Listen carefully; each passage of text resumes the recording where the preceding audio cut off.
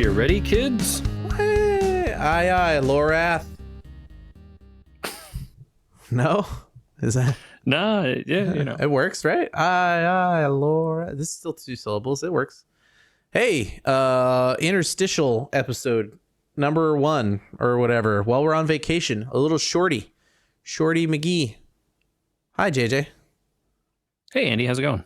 Good. Diablo 4, my friend. I was on last night. I said I was in Act 6, and you're like, "Oh, you're close to the end there." And I said, "Huh, I thought there was gonna be more." Sure enough, I walked in and spoilers, I guess. Spoilers. Sure. Spoilers. Diablo 4. Mm-hmm. Story spoilers. Last warning. Welcome to We Were Gamers, the podcast. Lilith was in the room after a cutscene. Mm-hmm. So yeah, I was pretty close to the end, and then there was like a story part after it, and I was like, it can't be that long, and it sure wasn't. Yeah. I thought this got the little like story thing at the end there, but then that was the end of the. I thought this Tree of Whispers thing was part of the story, and then I realized it's part of the ongoing content.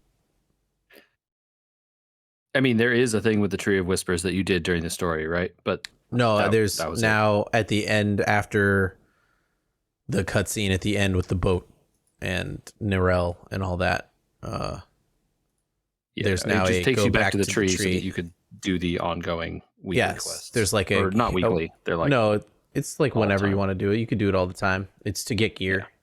Yeah, it is. So let's chat about experience actually. Yeah, let's chat about the game itself, the story, and the ongoing seasonal stuff afterwards. And we'll do it quick because I don't think there's a huge amount in each section of those things to talk about. But the thing I have so far the most experience with is the story.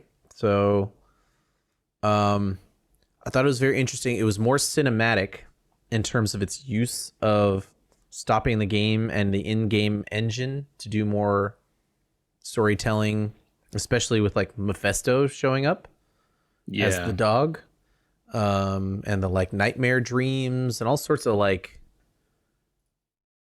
they really, I feel like, took the story less linearly, right? Like they were able to like take pauses and do other stuff along the way. It definitely felt like they did a lot of, hey, there are multiple things going on at once here, and you can kind of pursue whichever of those parts of that thing are interesting to you in the story structure. And then you get to the end or whatever of it and then see, oh yeah, there was still, the other things continued, right, while you were off doing the other thing. Yeah. Kind of fun the way they did the story that way. Kind of fun that they kind of left a lot of it open even when you went somewhere, right? Like, I don't know what happened over there. It just sort of happened. I can't believe they killed off characters along the way that we had known since like Diablo 2 times. Wait, which one? The camel guy, I can't remember his name. The dude that used to hang out with the Wanderer and Deckard Cain. The drunk guy. Oh, the guy that is in charge of the caravan or whatever. Yeah, and then Donan also was a Haradrim we've heard about before. Right? Yeah. Mm-hmm. And the story was pretty unforgiving along the way. Kind of surprised, actually. Like, Diablo 3's story was much more just like run around and kill the bad guys. A lot more like we need MacGuffin X to proceed in Diablo 3, I think. And this definitely didn't have as much like, go find the chalice of so-and-so to open the gates of blah, blah, blah. And, less of that, right? No, just more like we need the soul stone and we need to keep catching up with people. Right. It's like, okay, I guess so. It's just kind of crazy, like thinking back and like how we got Deckard Cain. Deckard Cain's dead. Deckard Cain's daughter, apprentice, whatever, she's gone, right? Like now we get Donan. Up Donan's dead. Up Donan's son's dead. Up. This game kills off, quote unquote, Lilith and Inarius even. And you're just like, who's left, man? Tyrael's missing. Right. We don't know what's up with Tyrael. We don't know what's up with what's that guy? The other archangels, right? Oh, well, yeah, that was weird to have gone all the way to heaven and met most of the angels last game and then just not kind of nothing about them today. Nothing from about them in that whole game. Crazy, a little bit weird. Also strange that we killed Astaroth and then he's back in hell just fine. Well, I think that's the way it goes, right? That's kind of what they say as part of this is that, you know, you kill them, they're not just dead. They just go back to hell. And then now that they're in hell, you know, they can, where they're supposed to be, it's fine, I guess. Yeah. I'm not a Diablo loreist, so I don't know. I'm not a perfect loreist on the game either. I like it enough to continue playing the series. It wasn't a game that got super I think it was popular when it launched, but it hasn't stayed in the forefront of like Twitch or anything else like that. I know there are still people playing it with the seasonal stuff, but like its story is worthy of people playing it. If you've played the other Diablo games, I think it's worth it. Yeah, and especially the stuff that it gives you about Lilith and the, you know, if you hadn't read the like lore books or whatever, you might not know the like story of the creation of Sanctuary, which they do give you here in this game, right? I know the story. I know the story of the creation of Sanctuary, and I don't know. I would assume I learned it through the games because I'm not sure that I learned it outside the games. I think it was probably in the like manuals in Diablo 1 and 2, like one of those things where like you read the book and it tells you about it. Yeah. Or if you read any of the lore books. Is there a way to find your playtime? Not that I'm aware of. But maybe there's like a slash played or something. I don't know. In the game. Yeah, I don't know. I'm not aware of it. I just was curious if like BattleNet, the app, I've never seen that.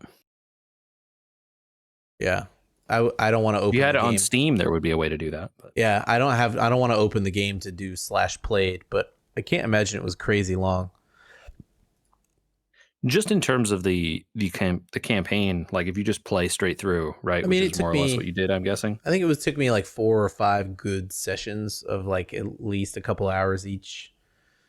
Yeah, it's not that long. Yeah, no, I just mainlined. I mean, let's see. I'm going to pull up the map thing that I made. I mainlined the main quest, except when doing a stronghold in each area, one of which was required anyway. So I did 3 extra strongholds, maybe 2 extra dungeons. I ran around in the path of doing things once I got the horse to get the altars that were semi on the way. Yeah, the thing about the altars is that there are so many of them. Oh, sure, yeah. And it would be like I have very few of the altars, even just because I haven't bothered to like run around in every area collecting them. If I'm bored and I don't want to do leveling or whatever, then I go find like an area and I go grab a bunch of altars. And then I mean, after leaving Fractured Peaks, which is the starting area, I didn't even do any more dungeons or side quests. I just stopped entirely. Because it really isn't needed, you know. No, they're not needed. I hit 45 at the end of the game. So when I went to Heck, it said that the area was above my level because I was only 43 when I got there. But by the time I finished literally getting the experience for the main quest and doing the start of the Tree of Whispers, I didn't even do the battles, but just the XP from the quests like ticked me over to 45. So they really mean it. They expect you to be 45 when the game ends. Yeah. So but the Paragon stuff starts at 50, right? Yeah. So I could run around to do basically like rep for all the towns and probably hit 50 and get all the extra skill points at that point and be done hitting 50 and hit Paragon at the same time. So While also getting all the extra skill points probably is how that would line up.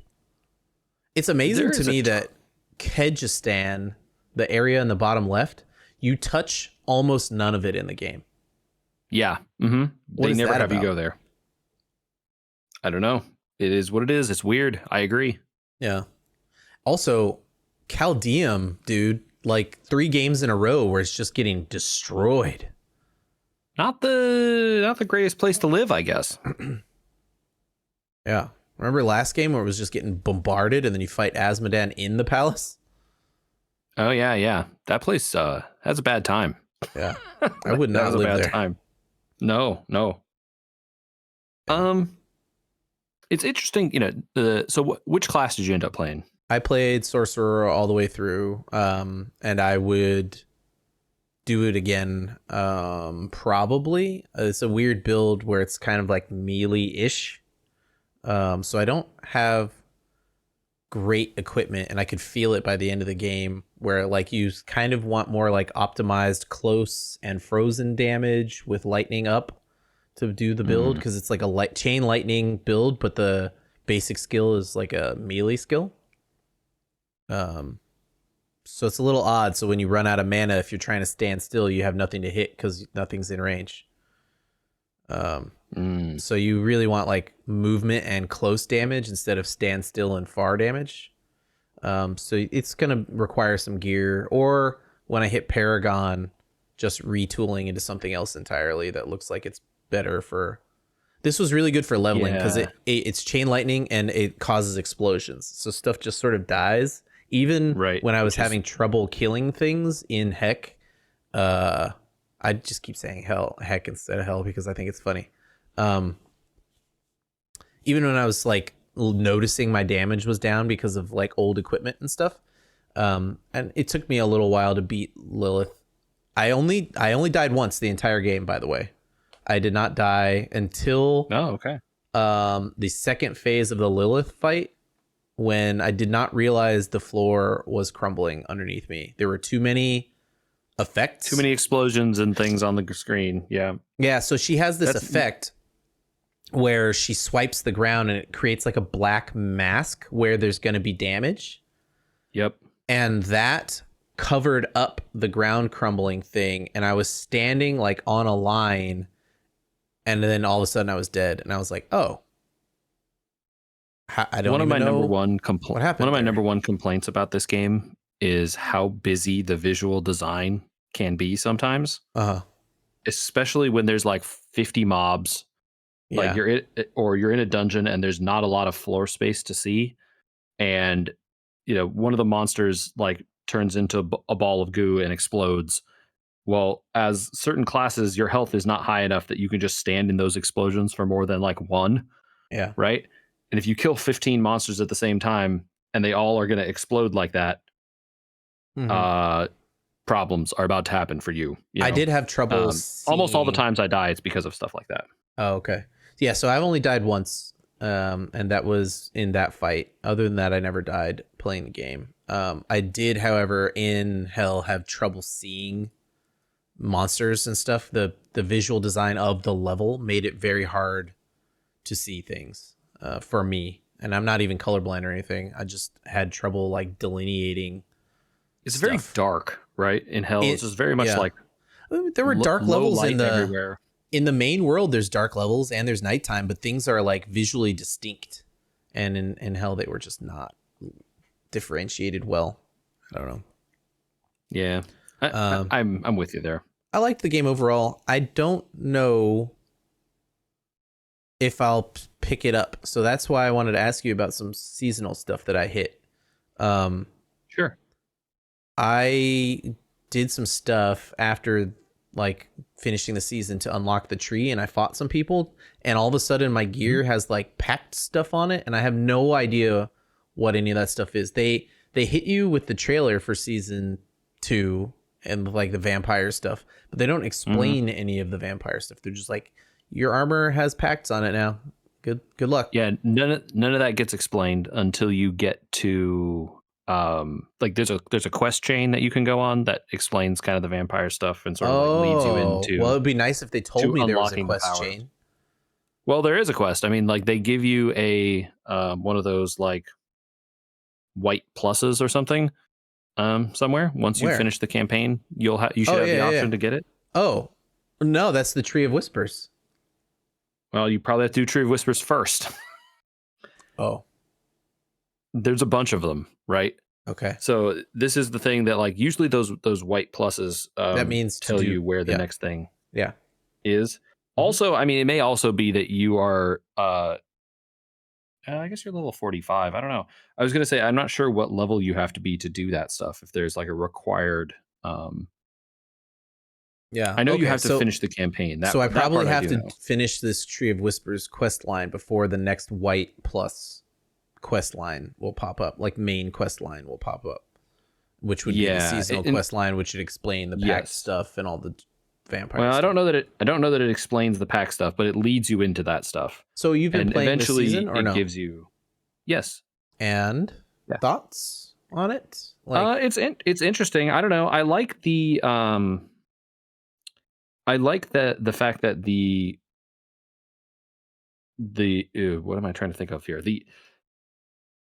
The seasonal mechanic is these like vampire blood hunts that happen, right? Mm-hmm. They're essentially like a parallel set of quests. Like you get the tree quests, and when you complete tree quests, you can go back to the tree and you get a box and armor. There's a parallel set of quests that spawn in these blood hunt areas. Okay, and similar. The thing, or they're the same kind of quest, but these ones are about vampires, right? Okay. And the deal with the blood hunt seems to be that like there are just a ton of monsters in those zones, like a lot, high density, right? Uh-huh. Which is really nice for like leveling up, doing quests, getting, just lots of drops because there's just lots of monsters. Mm-hmm. So that's really cool.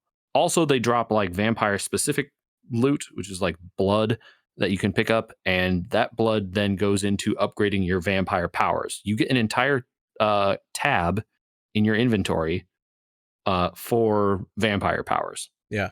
And that's where the pacts and stuff come in. Mm-hmm. Once you start earning those powers, you can slot them into a wheel, and there's like, I don't know, 5 slots or something. The pacts and create the powers, or the blood creates the powers? Hold on, man. I'm explaining it, dude. Okay, I'm confused. I'm sorry. Once you slot one of the power, like there's a whole set of powers that you earn from leveling up and spending the blood. And then once you have a power, you can slot it on this wheel. There's like 5 slots. And each one that you slot requires X number of packs. And I was just confused about I got it. Okay. Yeah. The packs effectively turn on those extra powers, right? Okay. And you have to have different kinds. These ones have skulls. These ones have chalices. These ones have whatever. Yeah. And so then, depending on which things you slot in that wheel, that'll be how many packs you need. And then as you change your gear around, you need to make sure you have the requisite number of packs, for which there are items which will add or subtract or reset packs for. So you don't have to worry too much about that. Okay. Gotcha. I thought we had accidentally skipped packs there. I'm sorry. Nope. I was all getting there eventually. It just took a long time because the whole thing is really complicated. Yeah, it's currencies and sub-currencies, just like a gacha game, right? Almost. Yeah, which is the thing that I don't like about it, because they don't give you a good... First off, the pack stuff is like barely ever explained. They just sort of be like, yeah, you get packs and you use the packs to turn on your vampire powers. Okay, bye. And then it's like some of the packs can only be on certain pieces of gear. That's never explained. Okay. There's how you spend the blood to get the vampire powers was never like very well explained. I thought. Mm-hmm. There's just like a tab on that like same screen at the bottom. It's just like spend blood, and you're like, well, what do I do with the blood? What does this even get me? Doing that gets you new powers or levels up your existing powers. Up to a cap, which it turns out is not that hard to hit, because I have leveled all the powers to maximum, even all the ones I don't use. So it's not that hard to hit that cap. Let's see. My character is like 80 something, 83, 84 or something like that. My wife is like mid 90s. Whoa. Yeah. It's not that hard, man. let me tell you, running those tree quests over and over, doing world bosses, doing the seasonal journey stuff, like you'll just get there. Like it's not that hard to get that high. Doing Oh, the okay. like high level A dungeons lot and of stuff. a lot of people have been saying it takes a long time to level, but that's cool that you don't invest that much time and you're in the 80s. So I have some other games Yeah. I wanted to play, and I was like starting to feel the pressure of that, and it was like, am I done with Diablo? I really did enjoy the story, especially once they really cut back on the cinematics a lot. I mean, there was only what, Mm-hmm. 2 or 3 pre-rendered ones, and the rest were all in game. But that pre-rendered one at the end with Inarius and the battle on the bridge and Prava and all that was gorgeous. It was cool, right? I Yeah. mean, and the story was good, and the Inarius part of it at the end was good, and I really liked it. I just didn't know if I liked it enough to stick with it in the seasonal stuff, right? So, Yeah. And there are some of the other especially stuff if that it's slow. exists. Some of the other stuff there are quests, right? Again, related to this stuff. Also, you haven't seen the like big capstone dungeons that come out as part of the changing the world tiers up. Um, but yeah, there are bosses that are unique to the seasonal stuff. There are more high level bosses. There's a really high level Duriel fight. There's a high level Lilith fight. There's high level bosses of other types that you didn't see during the main campaign. Mm-hmm. And they drop unique stuff and it's cool, but like, the game is grinding, right? There's, to some degree Well, that's getting the the perfect beginning of it, right? stats, getting the best gear and all that I stuff, right? almost wondered at a certain point if they should remove items from the game until you're done with the story, because it almost doesn't matter. Correct. They don't, right? Because as soon as you gain like, another level or whatever, the items are completely obsoleted. Yeah. Yeah. So the thing is, right, once you hit level 50 and you stop gaining those levels, that stops happening. Mm-hmm. And then it's much more about like, okay, how much item power can I get? Like, how many stats? Does it have the right affixes? Does it do the right thing that I want? Right. And Mm-hmm. then that it just becomes a different way of chasing the gear. Right. And that's really where I think gear might actually matter. I think if I was going to design a Diablo, right? Like, hey, adventurer, you're an adventurer until you beat the game. And then you're going to be a master. And once you're a master, you can do these things with equipment, right? And like start upgrading this equipment that's just been with you all game. So it is interesting that I think it's without having gotten to the Paragon stuff, you really missed an entire like avenue of character development and exploration, because the Paragon stuff is really different than it was for Diablo 3. It is not at all the way Diablo it worked. 3 and that's maybe something that I need to explore, and we'll pick up this conversation next time. Is I thought it was just sort of like Diablo 3 Paragon, where you're just sort of slowly getting trickle upgrades. Each individual Paragon upgrade is a very small thing, right? You put a point on a board and you take a step along a little path, but every so often you get to slot in glyphs or you pick up legendary nodes that have like really much more powerful effects than it would for like one single point, right? And because those boards are so customizable and you can pick your path through them in all kinds of ways, sphere grid-esque, right? Mm-hmm. Almost. That you have so many options for customization at that point. And the number of glyphs that exist are different, and you can level the glyphs up to increase their power. More grinding there, yada yada. Yeah. But it does give you a lot of options for like customizing your character and increasing the power level of it in a bunch of different interesting ways. Have you tried that maybe aren't allowed on the skill tree, right? Because the glyphs are stuff that's unrelated to stuff their skills. Sure. Did you try any of the world bosses? Are those doable? Super doable, especially because it's like a raid, right? There's a bunch of people in there. Okay. In fact, most of the ones I've been to, the bosses get killed so fast, the game like lags out and the boss just dies. Like you don't even see it. It's just like the fight starts, the boss spawns, it starts to move around a little bit, and then the like 5 100s that are there just come in and the boss explodes from like 100% to dead. Wow. And you get credit for that? Yeah. Okay. If you're there, you'll get credit. But even in the lower levels, like the lower world tiers, you can fight them. It's not that hard. As long as there's like more than a few people. If you try to do it by yourself, you're going to have a really bad time. Don't do that. Yeah. But it's totally doable. Okay. Well, that's where I'm at. it sounds like I need to up my world tier, do some more quests, and see if I want to keep going in the end game here, because it's very dark. I think try it up to 2 and see if you're still having fun, and okay, maybe then you'll either be good with it or not. All right. Well, if people are having their own Diablo adventures after we've been talking about it a bunch, what should they do? They can write into our podcast here. We have email. Email us, podcast@weweregamers.com. Let us know about your Diablo experiences, if you have any, or if you have any sweet lore Bibles that we should be. But yeah, send us email, podcast@weweregamers.com. And for the video, you can find it on YouTube, youtube.com/@weweregamers on there. And please check those out. Andy does a lot of work on them. All right, man. Well, I hope you're having a nice vacation right now while people are listening to this, and we're all on vacation, and New Year. Yeah, you guys too. Yeah, I hope everyone's having a great holiday season, the end of the year, beginning of a new year, and we'll talk to you in January.